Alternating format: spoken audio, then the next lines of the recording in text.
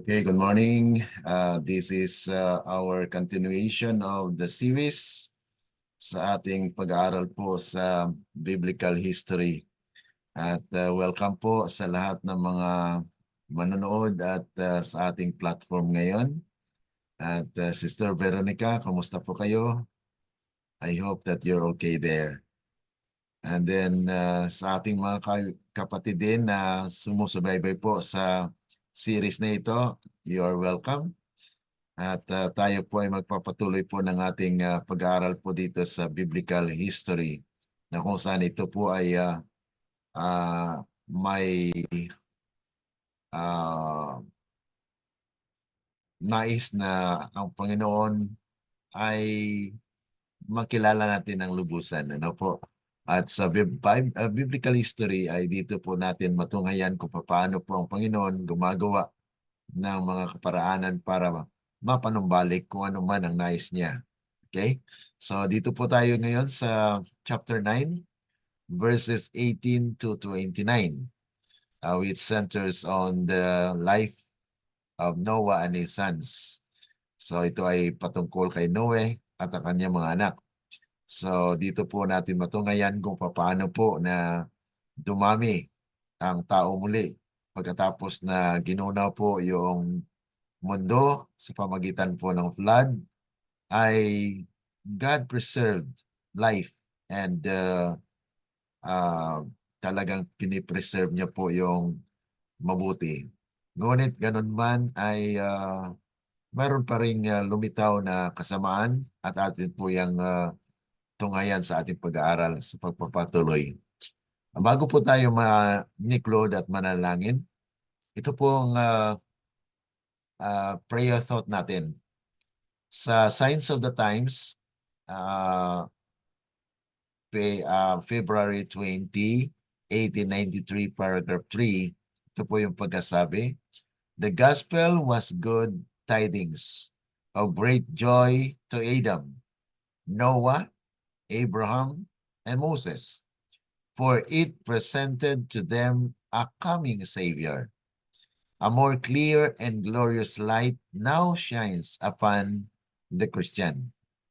Those who live before the coming of Christ look forward by faith to his coming. But what had to be grasped by faith by them is assurance to us. For we know that Christ has come, as foretold by the prophets. It is just as essential for us to have faith in our Redeemer, who came to earth and died our sacrifice, as it was for the ancients to believe in a Redeemer to come, represented by their offerings and sacrifices." So yun po mga kapatid, this is where the gospel, ang ebanghelyo ng Panginoon ito ay mabuting balita na siyang malaking kagalakan po kina Adan, Noah, Noe, Abraham at Moses, sapagkat ipinakita nito sa kanila ang isang darating na tagapagligtas. Ibig sabihin ng kanilang kaligtasan at that time, sa panahon ni Noah po ay karanasan na mararanasan ng karamihan po sa sanglibutang ito na there is a coming Savior that will save the world. Kaya nga po ito po ay naglalarawan ng isang liwanag na darating po sa mga Kristiyano. Kaya nga po sabi rito, ang isang mas malinaw at maluwalating liwanag ngayon ay sumisikat sa Kristiyano. Yaong mga nabuhay bago ang pagdating ni Kristo ay umasa sa pamagitan ng pananampalataya sa kanyang pagdating. Ngunit ang kailangan nilang hawakan sa pamagitan ng pananampalataya ay katiyakan sa atin, sapagkat nalalaman natin na si Kristo ay dumating gaya ng iniula ng mga propeta. Mahalaga rin para sa atin na magkaroon ng pananampalataya sa ating manunubos na pumarito sa lupa at namatay sa ating sakripisyo. So ibig sabihin siya po yung ating kasali or substitute. tulad ng para sa mga sinaunang tao na maniwala sa isang manunubos na darating na kinakatawanan ng kanilang mga handog at sakripisyo. So yun po yung mga karanasan ng unang mga magulang natin na sila po ay nagandog. Kagaya nga po si Abel, tinanggap po ang kanyang offering. Kay Cain po ay hindi tinanggap dahil yun po ay hindi kalooban ng Panginoon. Yung alay ng isang buhay, dugo, ayan po ay larawan o simbolo ng kamatayan ni Kristo na siyang pag-asa natin na nangyari sa panahon na si Kristo ay dumating at siya ngayon ay nagnanais na tayo manda para sa kanyang pagdating. Ngunit bago po siya magdating, ay itatayo niya po ang kanyang kaharian bilang pakilala sa sanglibutan na mayroon po siyang kaharian. Okay po? So, yan po yung ating saloobin sa ating panalangin. Tayo po ay manandaliang manalangin para po sa ating pag-umpisa ng ating pag-aaral ngayong umaga. Okay, tayo po ay maniklood sa ating pananalangin. Dakila at mabagin po naming Ama na nasa langit ka sa muli, kami po ay lubos na nagpapasalamat na kami po ay tinipon virtually at sa kasama po namin ang mga kaibigan na sumusubaybay po ng series na ito, ng serye nito, nawa ay ang ipagkuloob po ninyo ang karunungan, kaalaman sa pamagitan po ng kapangyarihan ng inyong banal na Espiritu na ito ay aming maunawaan at may mapulot po kaming aral para po sa aming paglago spiritual at pagkakilala po sa inyo na aming Diyos na tagapagligtas at kayo po ay magtatayo ng inyong kaharian. Salamat, Panginoon, at amin pong inaasahan ng inyong basbas ang siyang aming maranasan sa araw na ito. Ito po ay aming dalangin dahil lamang po sa matamis na pangalan ng aming Panginoong Yesus. Amen. Okay. So dito po tayo mga kapatid sa Sons of Noah. Okay, pagkatapos po ng flood, ay nandito po tayo sa lahi naman na ni Noah kung paano po dumami muli ang tao. Dahil God has destroyed humanity, but He has covenant of life and covenant of preservation. So, God preserves life, pero maraming nabuhos na buhay. Dahil ayaw niya po na magpatuloy yung wickedness on the earth, kaya nga po ginunaw niya ang lupa sa pamagitan ng flood at atin pong nabasa na ito rin po ay magsasalarawan ng darating na kung saan ito po ay warning din po sa mga tao sa ating kapanahonan ngayon. Dahil dumami rin ang tao at para bagang gumagaya rin sa nakaraan ng mga kasaysayan. Kaya kung tayo po ay nakapag-aral ng biblical history, this will prepare us na kung saan ay malalaman po natin, may kwan pala, may warning pala. Kasi sabi doon sa ikalawang Pedro na binasa po natin noong last week, ay mayroon ding pag-unaw. Pag-unaw sa mundo, hindi sa flood, kundi by fire. Okay? Now, basahin po natin dito, the sons of Noah who went out of the ark were Shem, Ham, and Japheth. Noah's three sons emerged from the catastrophe of the flood into the completely new world. So the whole earth was populated from these three sons of Noah. Came the nations as we know them. The descendants of these three sons are listed in a table of nations provided in chapter 10. Okay, so yun po yung sunod natin na pag-aralan, yung chapter 10.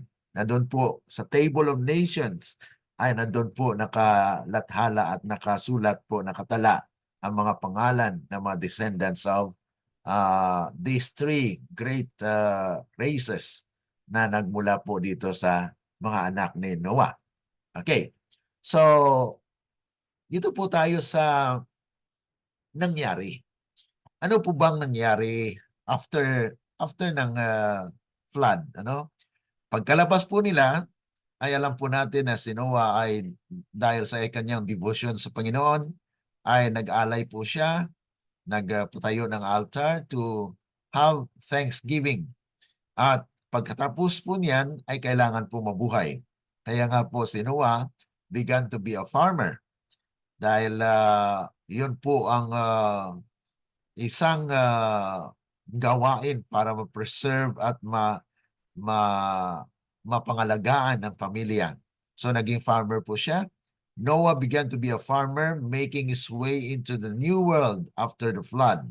So yan po ay nagsasalarawan ng bagong hamon sa buhay na kailangan po nila mabuhay. Kaya nga po siya po ay naging farmer.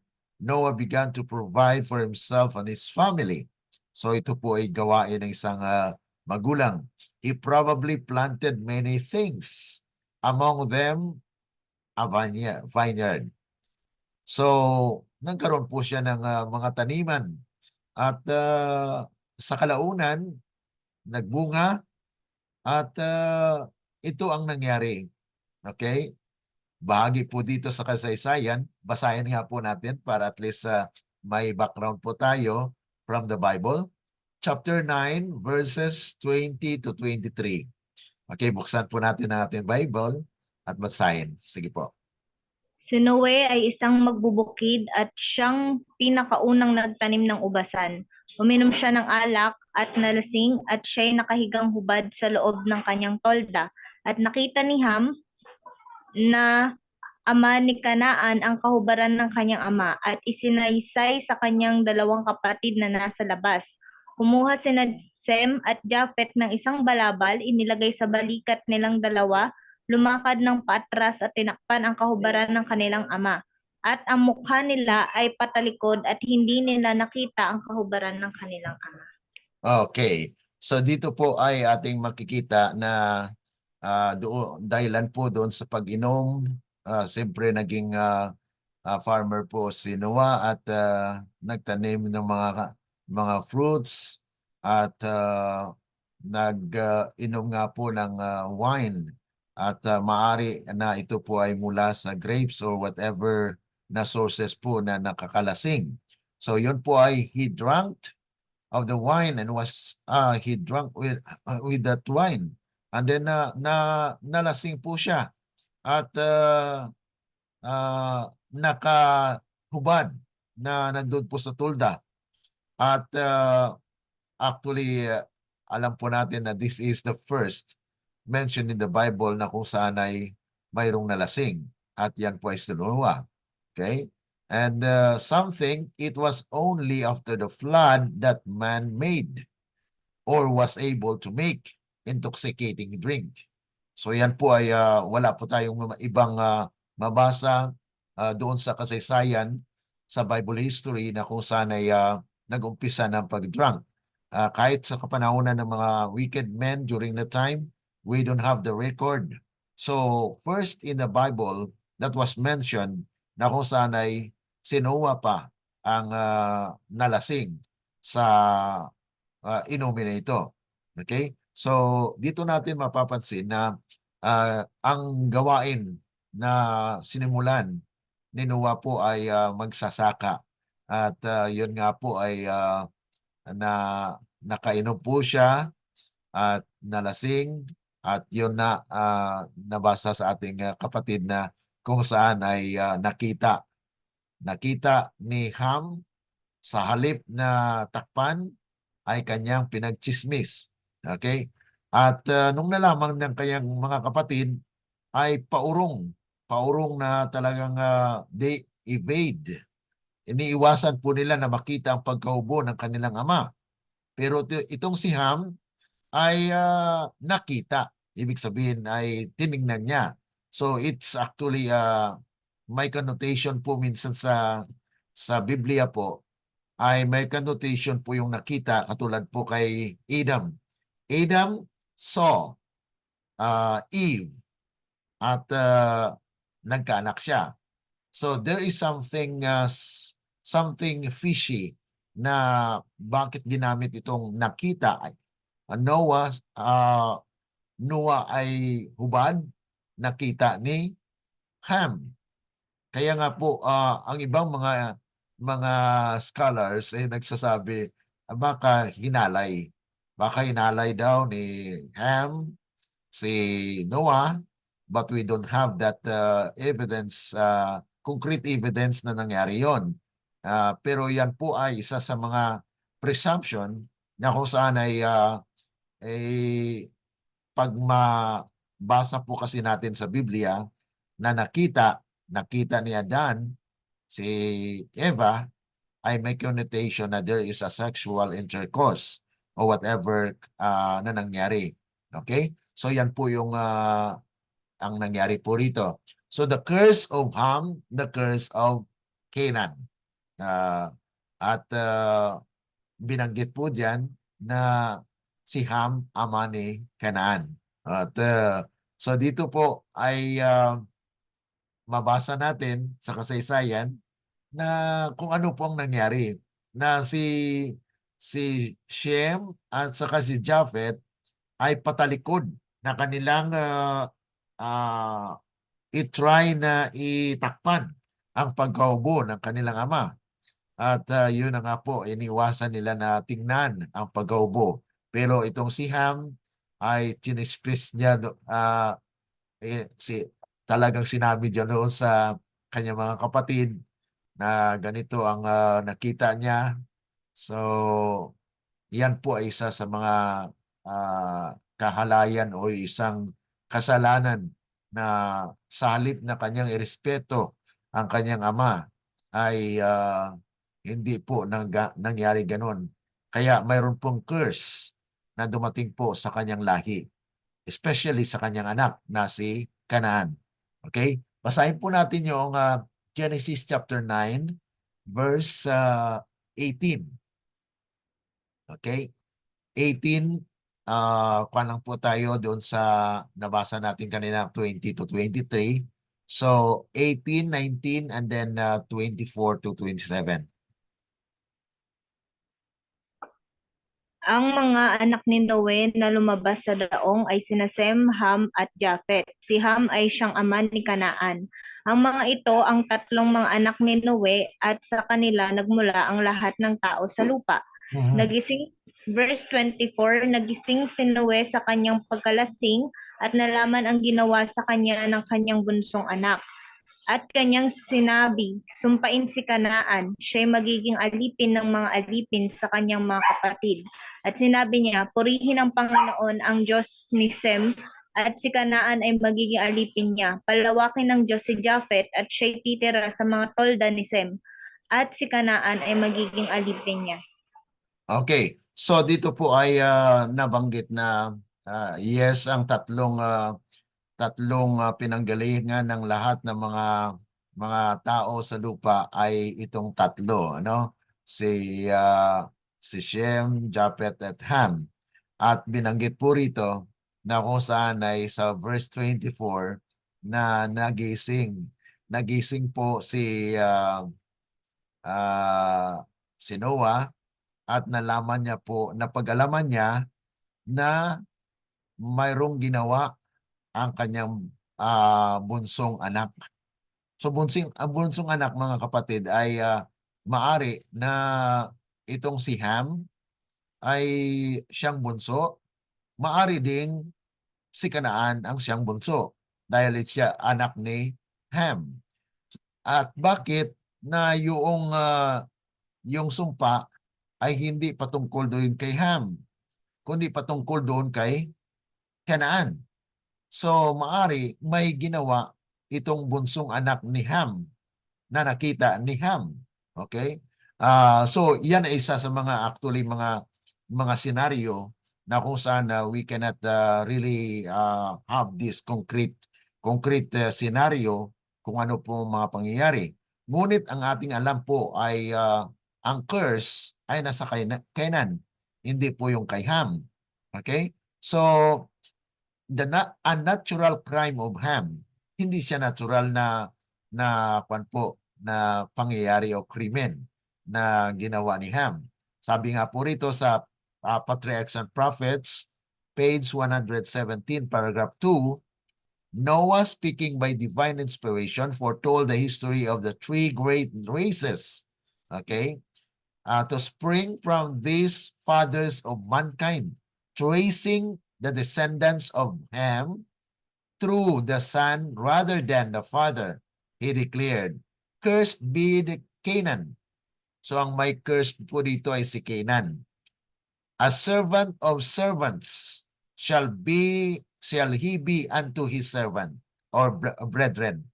The unnatural crime of Ham declared that filial reverence had long before been cast from his soul, and it revealed the impiety and vileness of his character. These evil characteristics were perpetuated in Canaan and his posterity, whose continued guilt called upon them the judgment of God. So ito po yung pagpapataw po ng hustisya sa ginawa po.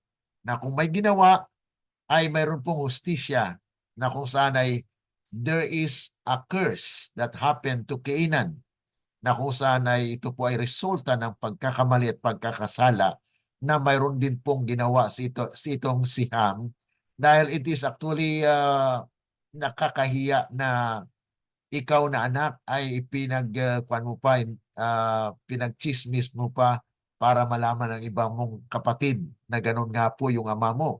So dapat ay ang ginawa po ni Ham ay tinakpan at hindi tiningnan. Ibig sabihin ay mayroon pong sanang ginawa to avoid seeing the boldness of Noah. Sabi nga po rito, si Noah sa pagsasalita sa pamagitan ng banal na inspirasyon ay inihula niya nga po na kung saan ang kasaysayan ng sanglibutan ay manggaling po sa tatlong dakilang pagmumula nito, na kung saan ito po ang pinagmulan ng sangkatauhan. At inihayag nga po niya na kung saan sa pamagitan ng pagsusubaybay sa lahi ni Ham, ito ay magpapahayag na siya ang pinanggalingan ng evil or kasamaan, no? So sa tatlo po ay mapapansin natin dito na mayroon talaga po na black sheep among the children of Noah. Sinabi po natin sa ating mga leksyon na pag-aralan natin na God preserved life. At ang preservation of life because of the righteous deeds of Noah, na siya po ay natagpuan na siyang banal or matuwid sa mga tao. Ngunit ininda ng Panginoon na yung mga anak ay maaring maging wicked din. Bakit hindi dinestroy? Kung yung karamihan ng mga tao na wicked ay pinatay, dapat pinatay din ng Panginoon kung may wicked man sa mga anak ni Noah. But it is a demonstration of God's grace that it will be preserved. Life will preserve, and mayroon pong instruction lang ang Panginoon. No? After the flood, may instruction po siya, kaya nga po ay yun po ay isang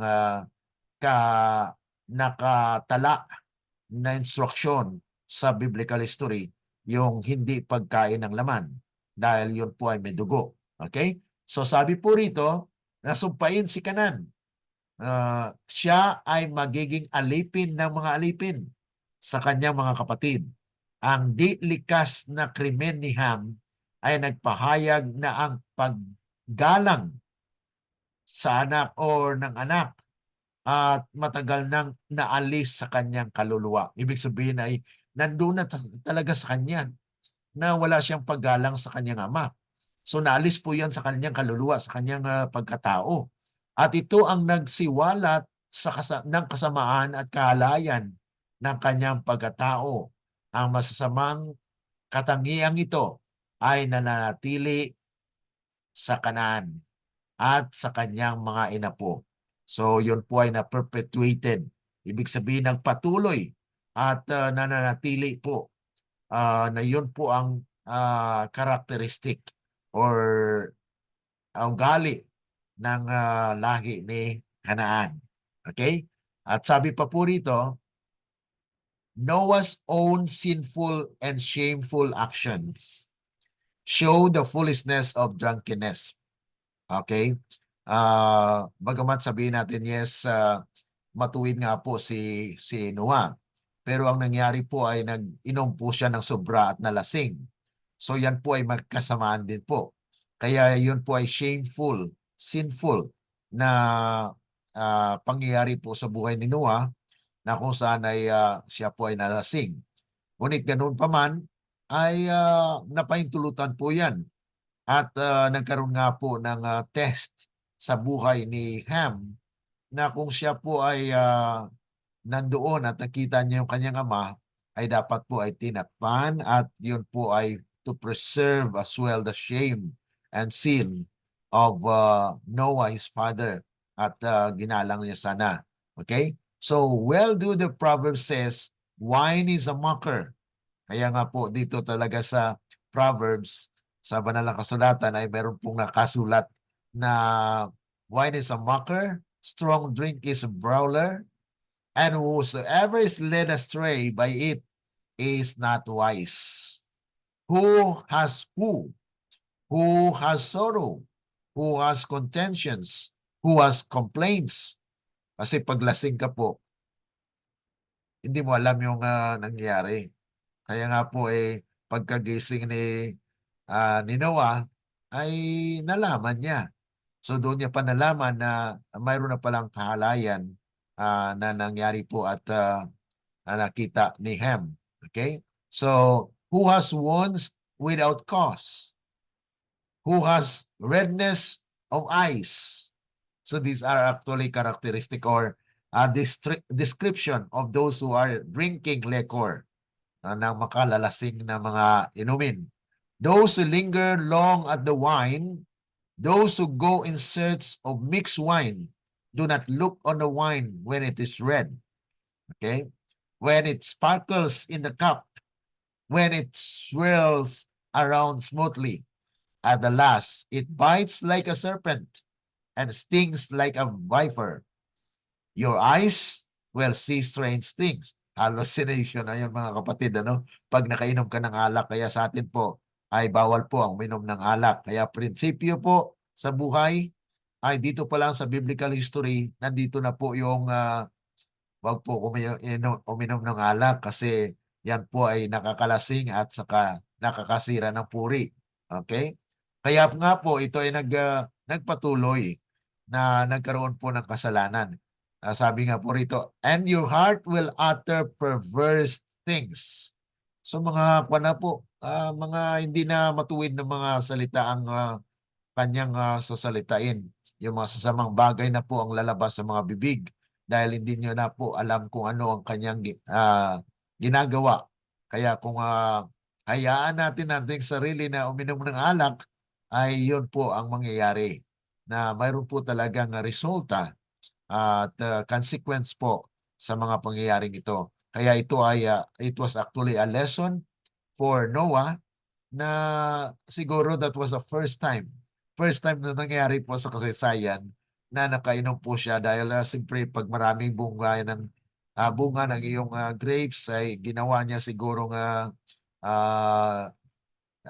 alak, wine, at inom siya ng inom to celebrate niya siguro yung kanyang bunga ng kanyang pinagpagalan at yun nga po ay nalasing at yun po ay naging kapayagan ng kasalanan po ni Ham at naging curse para kay Canaan. At alam niyo po, si Canaan ay yan po ang pinanggalingan ng mga lahi. At atin po yan mapag-aralan sa ating pagpatuloy po ng sa chapter 10, okay?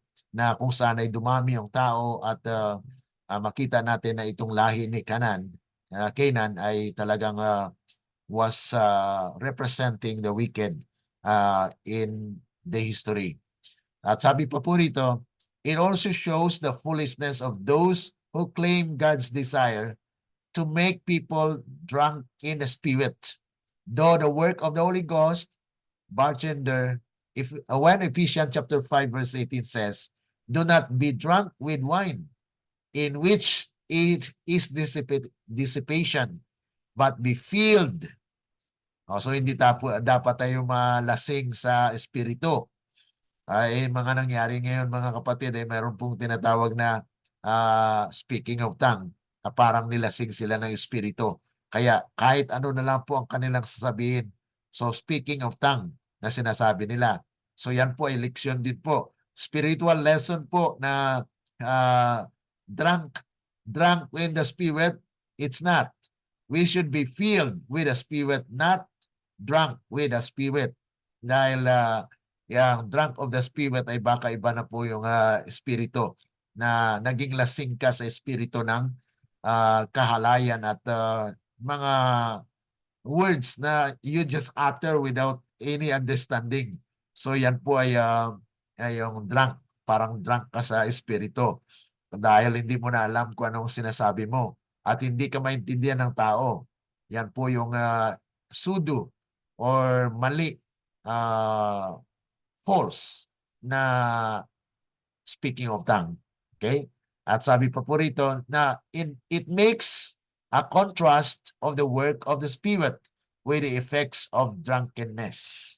Na kung saan ay yan na nga po ang pagkalasing ay resulta po ng pag-inom ng sobra na kung saan ay naging makalalasing. At sabi po rito, alcohol is a depressant. Kaya we actually integrate the lesson here sa ating biblical history para po at least maka-learn po tayo ng lesson na alcohol is a depressant. It loosens people because it depresses their self-control, their wisdom, their balance, and judgment. The feeling of the Holy Spirit has an exact opposite effect. He is a stimulant. And He influences every aspect of our being to better and more perfect performance. Kung tayo po ay puno or filled with the Holy Spirit, ay yun po ay may pagbabago. Ibig sabihin, pag napuno po tayo ng Espiritu Santo, Espiritu ng Diyos, ang ating buhay ay better from before. So ibig sabihin, there is a revival and reformation. Mayroon pong pagbabago sa ating buhay na ito po ay naghatid sa atin sa tamang landas. Okay? So yan po yung promise actually ng Panginoon na when the Spirit comes, He will guide you into all truth. John 16 verse 13. So yan po ay mga integration natin sa ating pag-aaral in the biblical history na kung saan we should not be drunk by the Spirit but we need to be filled with the Spirit na punuin tayo ng Banal na Espiritu. At kung tayo puno ng Banal na Espiritu, mga kapatid, there is a better life or better character as well. So, dito po ay sinasalaysay sa atin na alcohol is a depressant. Yan po ay magpapababa ng ating ng control natin, magpigil ng sarili, wala ng karunungan, mga kapatid. So, yun po yung mangyayari talaga pag lasing. So, yan po ay pinapaiwas po sa atin at dapat po natin talagang gampanan ito na iwasan po natin yon dahil yun po ay hindi nakakadulot ng magandang resulta sa ating buhay. Okay? Dahil yun po ay nakita natin sa biblical history, sa karanasan po ni Noah, at yun po ay nangyari.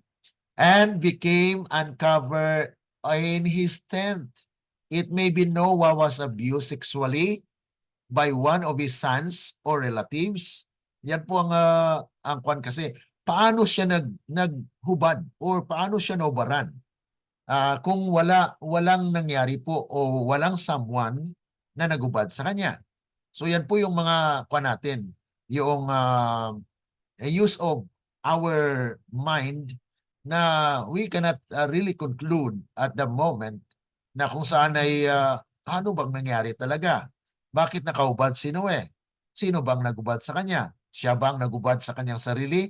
Ito po yung mga tanong na minsan ay isang sources ng debate among believers.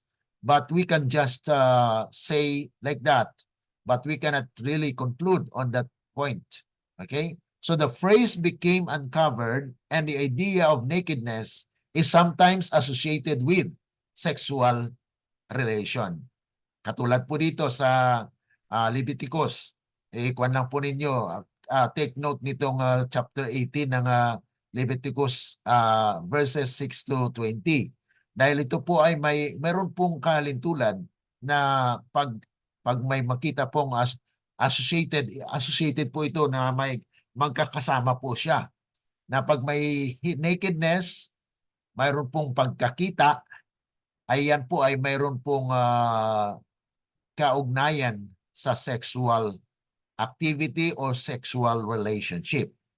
So yan po yung mga indication na makuan po natin sa biblical history. And then this is repulsive but not terribly surprising. Many people who get drunk become victims of abuse. Siyempre, wala na sa isip yun eh. So, mayroon nag-abuse sa kanya, no? Kay Noah. So, maari na yung anak ni Ham dahil sinabi doon na curse be to Canaan. At nakita yon ni Ham na hinaalay maari ni ng anak niya na si Canaan at yun po yung curse. Kaya nalaman ni Noah na yun po yung nangyari. So there is an abuse as we can see sa situation na ito. A large majority of the men and women involved in date rape situations were drinking and taking drugs just before the attack. According to some statistics, kasi inano rin po natin sa mga statistics, na half of all rapes involve alcohol. So, yan po ang isa sa mga indication na kung i-apply po natin, kung atin pong isipin talaga, paano nahubaran si Noah? At bakit na si Canaan ang siyang may sumpa, hindi yung si Ham? Maari sa kwento po ay sa kwento pero hindi po na salaysay ni Moses sa kanyang pagsulat ng Genesis na hinalay ng anak, nakita ni Ham, pinagkwento kasi anak niya yung paborito niyang anak yun eh, si Kenan. At nalaman po yun ni Noah, kaya nga po ang sumpa ay napatungkol doon kay Kenan.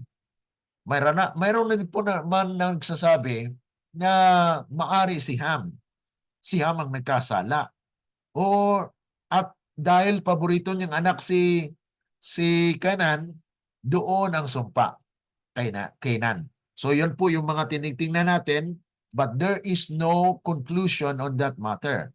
So kaya nga po careful tayo na huwag tayo magbawas, huwag tayo magdagdag sa nasusulat. Whatever is the information that has been given to us by the scripture, doon lang po tayo. Yung mga limitation, may limitation po tayo sa ating pag-conclude na isang bagay na mga pangyayari po sa biblical history.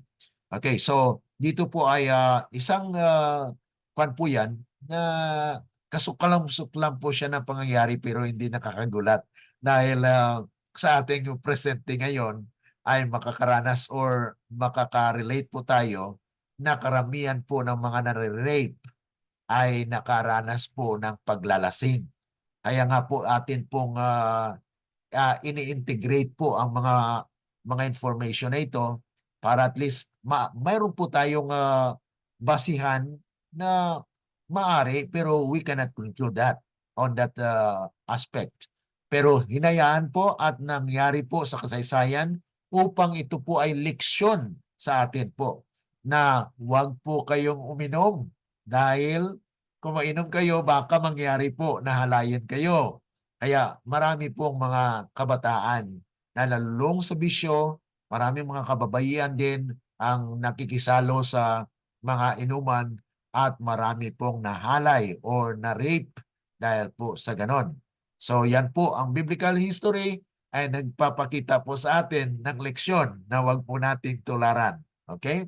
And then saw the nakedness of his father. Others think Ham's only sin here was in seeing Noah's drunken, uncovered state, and that he made fun of him, mocking him as a father and as a man of God. So yan po yung makikita natin dyan na parang tinuya ni Ham ang kanyang ama na sa halip na kaveran or takpan ang kahihiyan ng kanyang ama ay hinayaan niya ubad para makita din ng kanyang mga kapatid. Pero yung kapatid niya ay talagang tumalikod. So nakita niyo mga kapatid ang pagkakaiba ng karakteristik ni Ham at saka ni Shem, ni Japheth, na sila'y patalikod na palapit sa kanilang ama. Pero itong si Ham ay talagang tinitingnan, ay talagang chinismis pa, no? So yan po ay demonstration of lack of respect. Walang respeto sa kanyang ama. Kaya nandyan po yan sa 10 utos. Honor your father and your mother, that thy days may be long upon the land that God has given us. So yan po ay isang utos sa 10 utos na mayroong promesa. Mayroon pong talagang pangako ang Panginoon na siyang tatagal sa lupa. Kaya itong si Canaan, ang sumpa po ay napunta kay Canaan, kaya nga po ang kanyang buhay ay maipaiksi dahil sa suffering. Kasi maging kuwan po siya, maging alipin ng mga alipin. Okay? So literally the ancient Hebrew says that Ham told with delight what he saw in his father's tent. He determined to mock his father and was undermining his authority as a man of God. So yan po yung mga kapatid, yung talagang may kahulugan po sa Hebrew. Kaya kung balikan po natin ang Hebrew word niya, ay there is a connotation talagang parang undermine niya na gusto niya maging makuan siya ba, maitaas siya. So there is actually determinado siya na talagang kutyain ang kanyang ama na son. Alam niya na din na may authority ang kanyang ama. Pero at that point of time, parang tinuya niya, kita mo, ikaw pa yung ama namin na ganito, ganyan, naglalasing ka. So, there is somewhat talagang iba yung character ni Ham dito sa kasaysayan ng ating pinag-aralan ngayon. Okay. Now, dito, tingnan po natin na Noah's curse upon Canaan knew what his younger son had done to him. This seems to indicate that whatever happened to Noah, it was more than one of his sons or grandsons seeing his nudity. This explains the strength of the curse.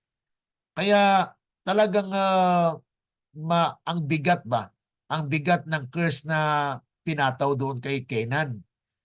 Ibig sabihin ay itong si Canaan maari ding kasama doon sa kasalanan. Kaya nga po ang curse ay doon sa kanya. So curse be Canaan. It seems strange that if Ham sinned against Noah, but that Canaan, Ham's son, was cursed. Kaya yun po yung maisip natin eh. Bakit si Canaan ang na-curse, hindi si Ham? Kung si Ham naman ang nagkasala, di po ba individual yung kasalanan natin? Bakit si Canaan ang nakuan dito? Na-curse. So there is something behind the scene, mga kapatid. So ito po yung mga pictures sa biblical history na makikita po natin. But there is no concrete statement that Moses had mentioned that Canaan has done something wrong. Pero ang kwan po dito ay ang curse po sa kanya.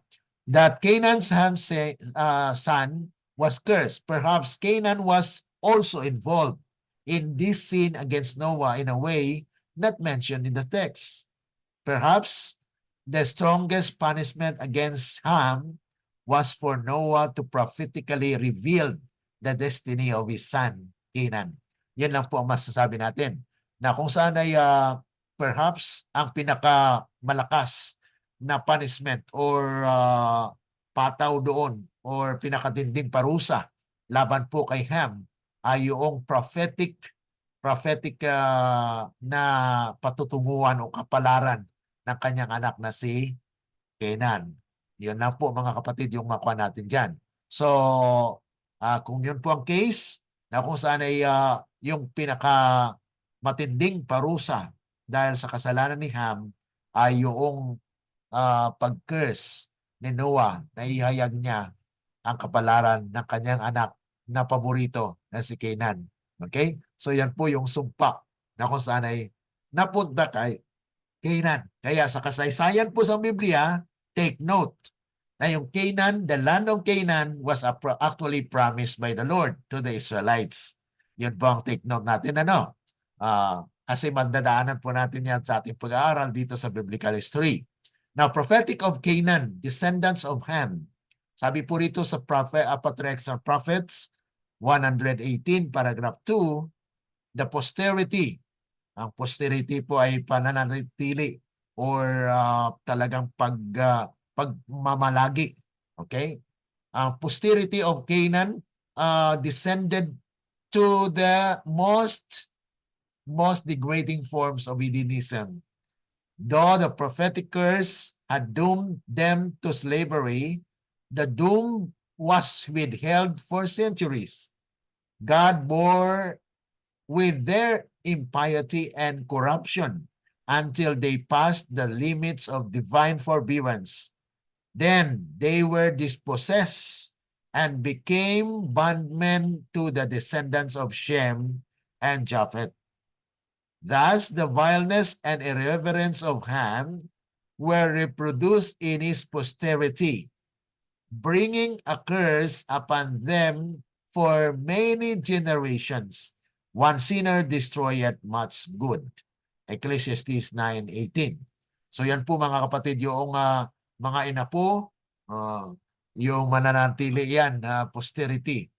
Mananatili talaga sa kapwa niyan kasi mananalaytay po yan eh. So yun po yung nagmula sa pinakamababang anyo ng pagano.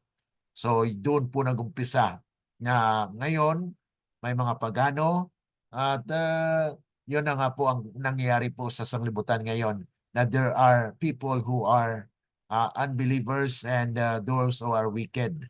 Dahil yun po ay espiritu ng kasamaan na pumasok din po sa buhay, sa kasaysayan ng Biblia. Okay? We can trust God in He is not punishing the son, Canaan, for the sin of the father, Ham. This goes against the heart and justice of God. Ayon po sa Ezekiel. Basahin nga po natin kung ano pang nasasabi dito sa Ezekiel 18:2-3 kasi magkuhan po siya.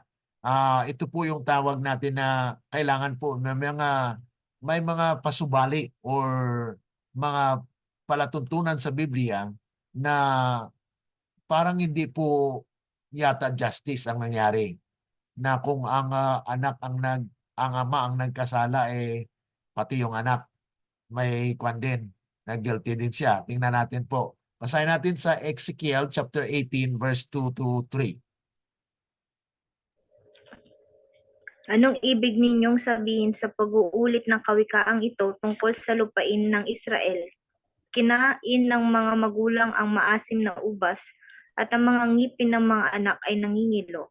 Habang buhay ako, sabi ng Panginoong Diyos, hindi na ninyo gagamitin pa ang kawikaang ito sa Israel. Okay. So, ang ginamit dyan, ubas na. Kaya nga po, marami mga tao na nagsabi na, po yung kinain ni Adam and Eve ay ubas. Pero yun po yung pagka-translate po dyan. So, ang sabi po rito na kung saan ay hindi na nagagamitin yon. Hindi na gagamitin yung mga salitang yon laban dito. So, ibig sabihin kung ano po ang kasalanan ng ama, ay hindi po kasalanan ng anak. So, yan po. Kaya nga po, dito medyo magkaroon po ng comparison at saka parang hindi magkatugma kung ang kasalanan ng ama ay maipataw sa anak. So that is somewhat inconsistent. Kaya nga po mayroong mga naisip yung ibang mga nag-aaral sa Biblia at sa atin din maaaring maisip natin bakit. So magtatanong lang po tayo, but we don't have the concrete answer for that. Na kung saan ay kung nangyari man po yun ay hindi po yun sinulat. So ang atin lang po ay doon tayo mananatili sa kung sa ano nasusulat. Na kung saan ay si Ham ay nakita niya at si Noah nung nagising siya ay kanyang curse yung pinakamatinding parusa para kay Ham ang kanyang anak na siyang progenitor. Kasi ang anak niya po ay progenitor. Ang progenitor ay yung magdadala ng kanyang lahi. Okay. So lahi ng kasamaan ay dadalhin po ni Canaan. Okay. My Canaan be his servant. Okay. In earlier generations, prejudiced people regarded the descendants of Canaan as black people from Africa. Yan po ang sabi ng mga karamihan po. And they used the curse on Canaan to justify slavery. Kaya nga po ay itong mga blacks daw ay mga mga slave, mga eslabo. Kaya tingnan po natin sa kasaysayan kung saan po, kung totoo ba ito na yung mga Canaan people ay mga blacks. Yan po yung mga tinitingnan po ng sa historian, especially ni Josephus. Si Josephus po ay Jewish historian na kanila pong dinidig out kung ano po ang kasaysayan, kung ano po ang pinanggalingan ng mga taong ito, ganito. Sa atin po yan madadaanan. So this is actually a course for us to study na atin pong dinidig out talaga yung mga nangyari. At these are actually things that happens in the past na mayroon po tayong tinitingnan na mga leksyon para po dito. And then Canaan was the father of the Near Eastern people, many of whom were conquered by Joshua when Israel took the promised land. The promised land is Canaan. Oh. So yun po yung mga kapatid, yung mga consideration natin dito. Now we will take into consideration those experiences at mga pangyayari po sa Israel pagdating po sa ating leksyon doon sa kapitulo na yon patungkol po kay Moses. Ngayon, dito po sa verses 28 o 29, malapit na po tayo sa ating pagtatapos sa ating pag-aaral sa serye na ito na nawa ay may makukuha tayo ng lesson. Basahin natin po yung chapter 9 verse 28 and 29. Nabuhay si Noe ng 350 taon pagkaraan ng baha. Ang lahat ng naging araw ni Noe ay 950 taon at siya ay namatay. Okay, so yun po nakatala na kung saan ay nabuhay pa siya ng 350 years after ng flood. So ibig sabihin ay ilan po yung edad niya noong flood? Alala niyo pa kung ilan pong edad ni Noah? 600. Okay, very good. Okay, 600 po, At sa pangalawang buwan, di po ba, nagpasok si Sarka. At one po yun.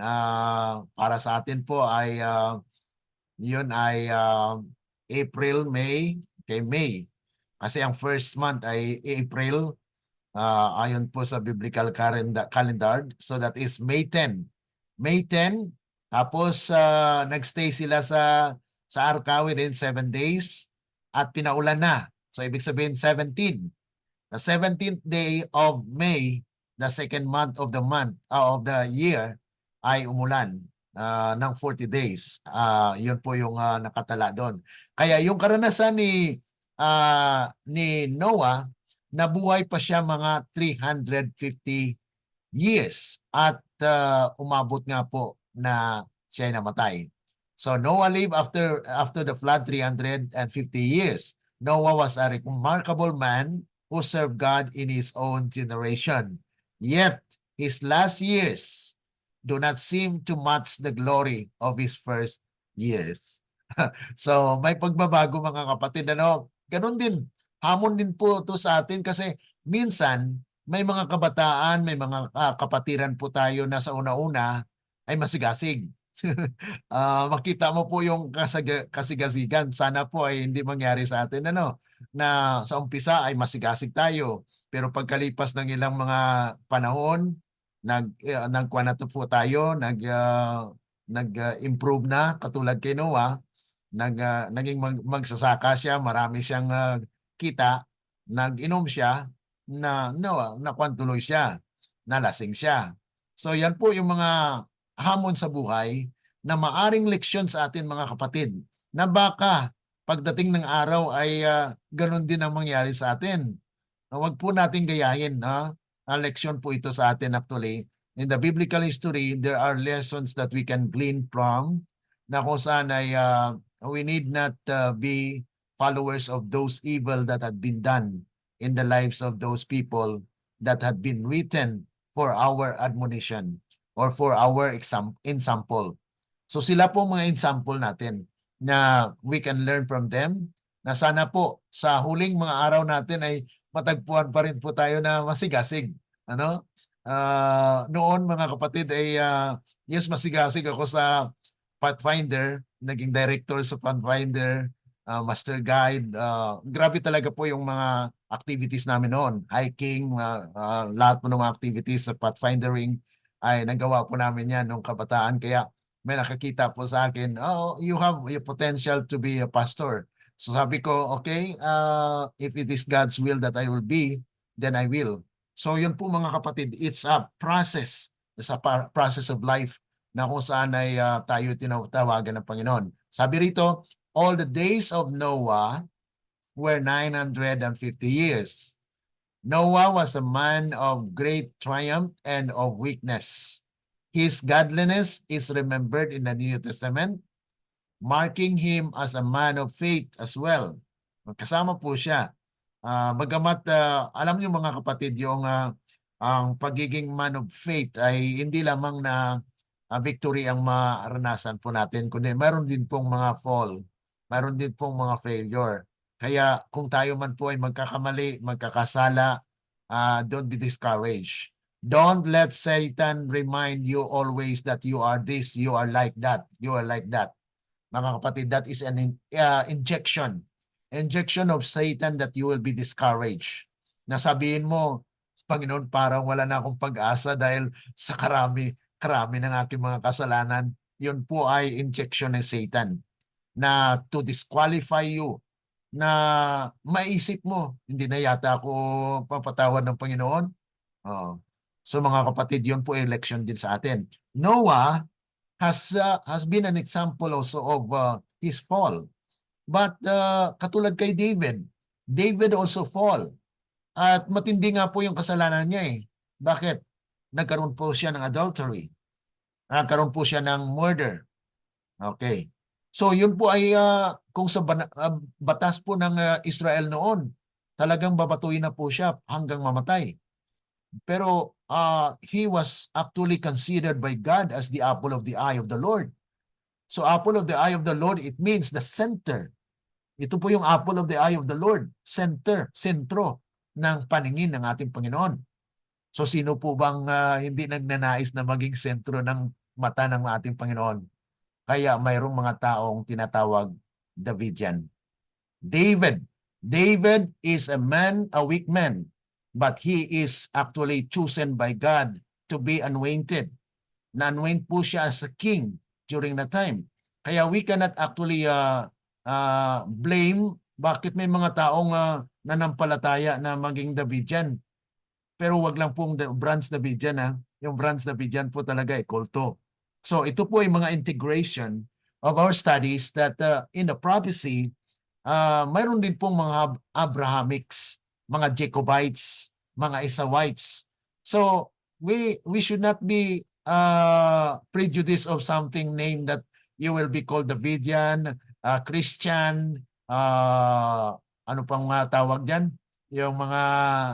Yung ibang tawag sa mga nanampalataya katulad kay sila Isaias, bakit hindi tinatawag ng mga tao na Isayasan o ano mga lahi po nila. Ang David is actually the offspring of the father of Jesus. So the father of Jesus, David, which actually it was traced in his genealogy that siya ay talagang the sons of David, at mababasa rin po natin yan sa Revelation chapter 21 verse 16, na kung saan ay Jesus is the offspring of David, and Isaiah chapter 9 verse 6 and 7, that Christ will be sitting in the throne of his father David. So yan po mga kapatid, yung mga instances, history in the Bible events that has made us who we are right now. So dito po nagtatapos po ang ating pag-aaral po dito sa chapter 9 verses 28 to 29, no? Ito po yung last na part po nito, na kung lahat ng araw ni Noah ay 950 taon, at natagpuan po na mayroon siyang mga kainaan, ngunit ganun pa man ay siya po ay ginamit na isa sa mga instrumento bilang isang taong may pananampalataya at isang mangangaral ng katwiran. Iyon po yung kanyang bansag. Okay? Siya po ay taong may pananampalataya na mula sa kanya ay dumami muli ang tao dahil siya po ang na-preserve ng Panginoon sa panahon ng flood. At siya po ay nangaral ng katwiran at wala pong nangginig sa kanya. Okay? Ang pamilya niya ay nadala niya, yes, at na-preserve po sa arka. Okay? Any reaction? Any reflection po mga kapatid bago tayo mag-close ating closing prayer? What have you learned from our lesson today? Hello po, brother. Sige Good morning po. po. Good morning.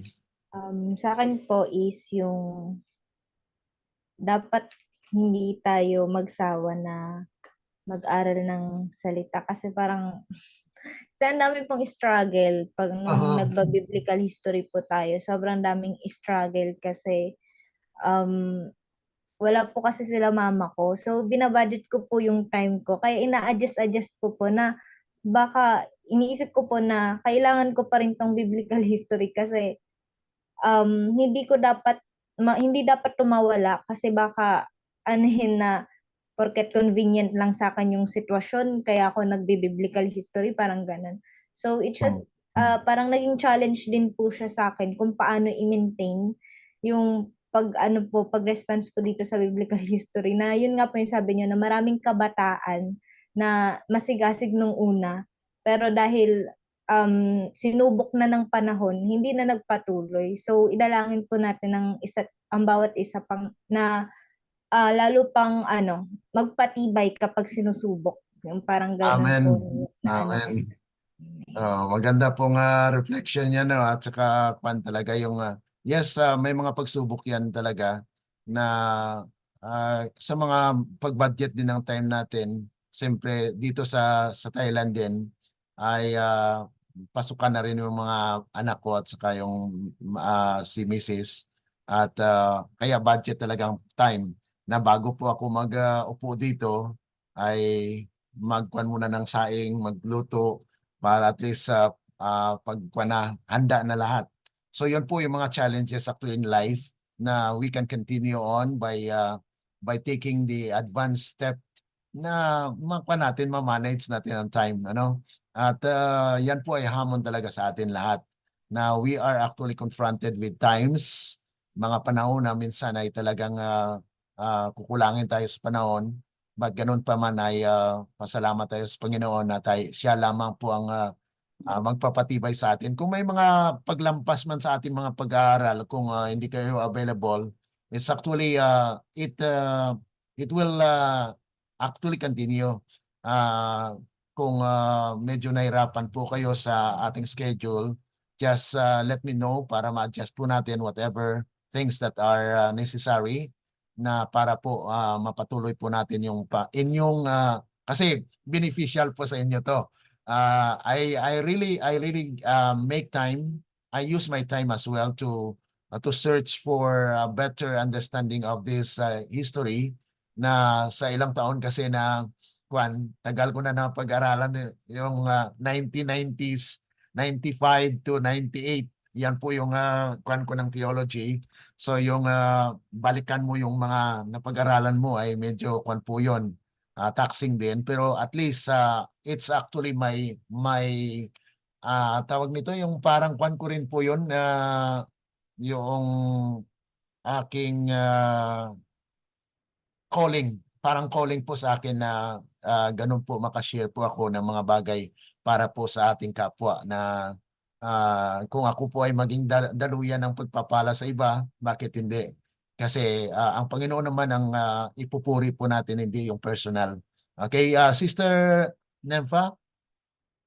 Sige po. Yes, good morning po, Kuya Glenn.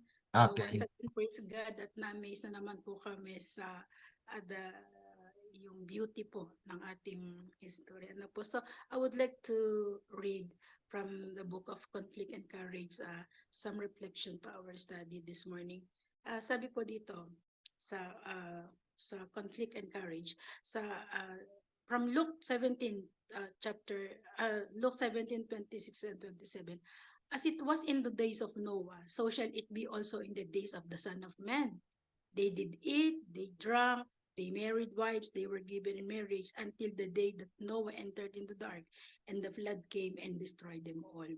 So God did not condemn the antediluvians for eating and drinking, and He had given them the fruits of the earth in great abundance to supply their physical wants. Their sin consisted in taking these gifts without gratitude to the giver. So a similar condition of thing exists now. That which is lawful in itself is carried to excess. Appetite is indulged without restraint. Multitudes feel under no moral obligation to curb their sensual desire, and they become the slaves of lust. Men are living for the pleasures of sense, for this world and this life alone. The picture which inspiration has given of the antediluvian world represents too truly the condition to which modern society is fastening. As the time of their probation was closing, the antediluvians gave themselves up to exciting amusements and festivities. Those who possess influence and power were bent on keeping the minds of the people engrossed with mirth and pleasure, lest any should be impressed by the last solemn warning. So before the flood, God sent Noah to warn the world that the people might be led to repentance and thus escape the threatened destruction. As the time of Christ's second appearing draws near, the Lord sends His servants with a warning to the world to prepare for that great event. Multitudes have been living in transgression of God's law, and now He, in mercy, calls them to obey its sacred precepts. All who will put away their sins by repentance toward God and faith in Christ are offered pardon.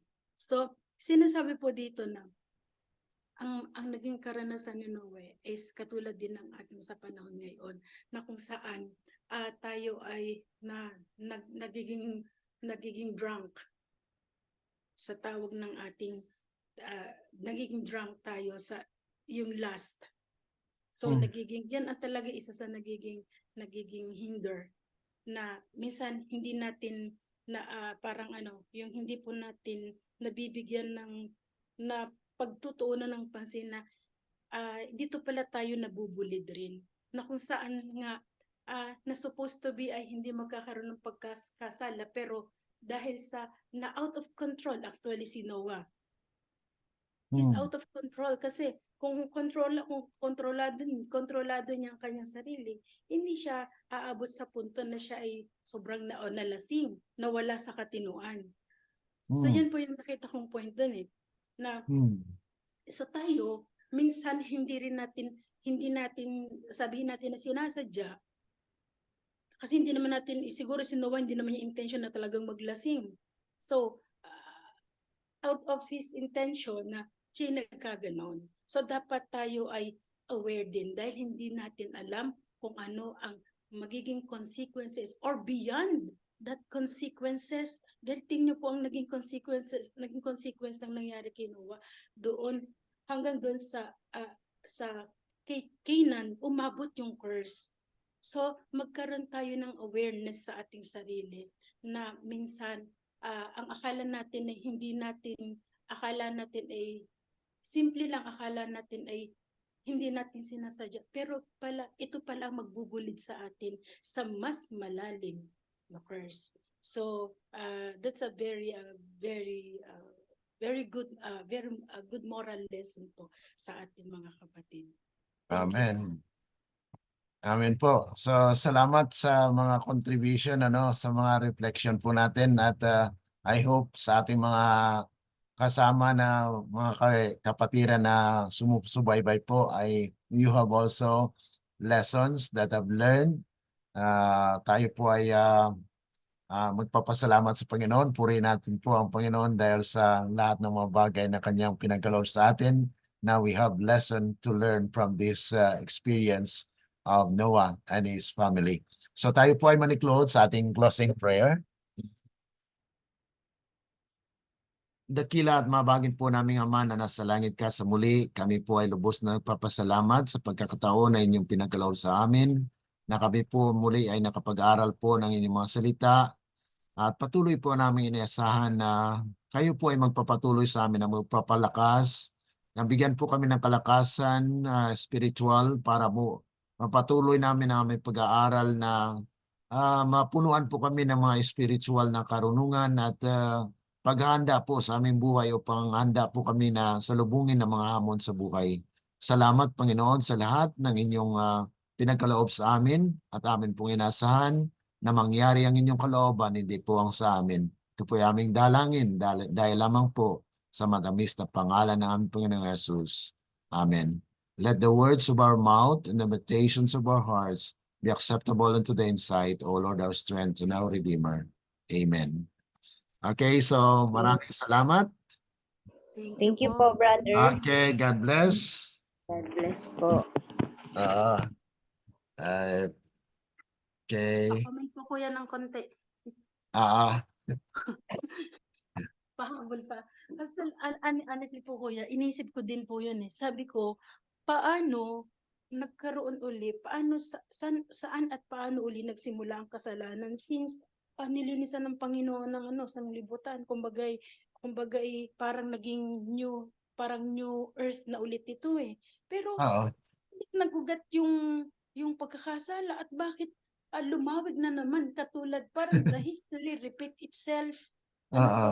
Ngayon ko kuya napagtanto na doon po pala nagugat yung yung kasalanan. Nung nagkaganon na inisip ko din naman na talagang hindi naman siguro intention ni Noe na kasi siya naman ay matuwid na tao eh. Kaso lang yun nga yung tayong mga tao talaga ay kahit naman simula kay Eva at kay Adan, sa pagkain pa rin tayo, doon talaga nabulid. Even kay Noah, we can consider this as, as appetite pa rin to eh. Appetite pa rin. Bagaman hindi niya sinasadya marahil, pero doon pa rin siya nabulid. So, doon ngayon ko lang napagtanto ko yan na sa anak pala ni Noah na si doon po pala nagmula ang doon pala po ulit nagsimula ang pagkakasala. Doon pala po ulit test yun actually, test sa kay Ham din kasi kung talagang naka-learn siya ng lesson sa kanyang ama, ay dapat may respeto siya ba? Pero sa Spirit of Prophecy kasi, pinatunayan na sinabi doon sa Spirit of Prophecy na nanatili sa kanya. Ibig sabihin, mayroon na siya na ganong ugali. Kaya nung nangyari yon ay pinatingkad niya o pinatunayan niya sa kanyang sarili na yun siya. Parang meron po pala siyang likas na ganon. Likas. Nature, mayroon siya ng nature na ganon. So, kaya talaga nakita natin talaga na ang tao may nature na din na palang ganun tapos na-trigger pa ng dahil sa pag-inom ng wine. Oo, may Pag mga na-trigger, instances. May mga instances po na mga kalimbawa, may mga karanasan po tayo.